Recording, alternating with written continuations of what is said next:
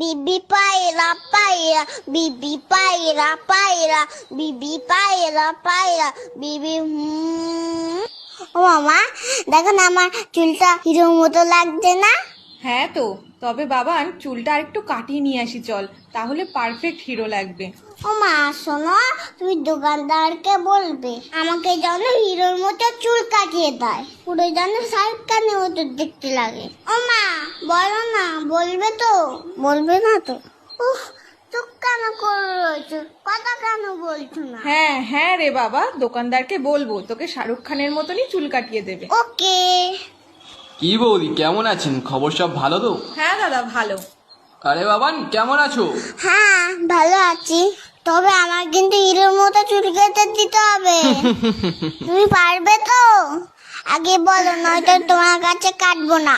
সব রকম কাটতে পারি আমি, তুমি এখানে এসে বসো।